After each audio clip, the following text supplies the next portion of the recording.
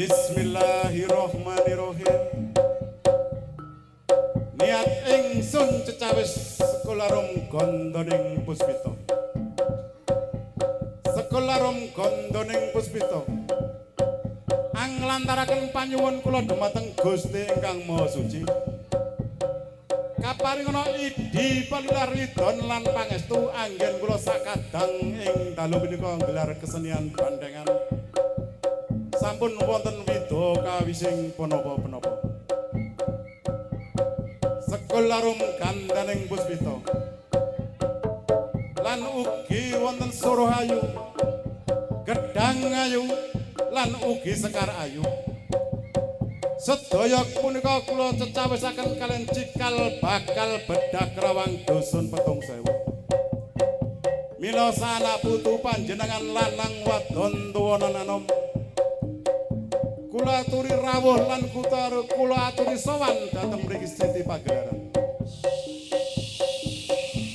Sing manggen wonten sumber lan sing manggen wonten lepen. Sing manggen wonten watu lan sing manggen wonten kayu. Sing manggen wonten tegil lan sing manggen wonten sabit. Sing manggen wonten mergil lan sing manggen wonten selokan. Sing kesempar lan sing kesandung pun wonten sing ketinggalan.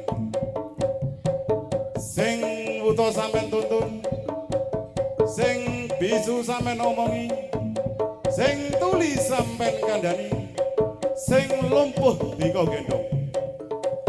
Sedaya saperlu anjang pungi anak putu panjenengan ing dinten gelar kesenian. Jare bapa gana apa-apa, jare biang gana barang-barang. Sekar jagat sekar arum. Arunge asmane gantengan Mas Putra Lawu. Rahayu. Rahayu.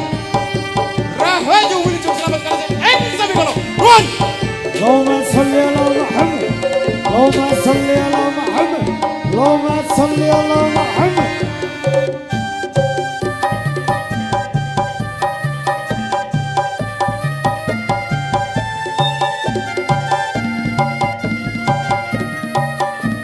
Kalau bareng Roman Jombolo Celorot ledak sak walai bersama dengan pasukan harimau, pasukan Bajang Mania Mahesa Putra Lawu. Rasulullah Salamullah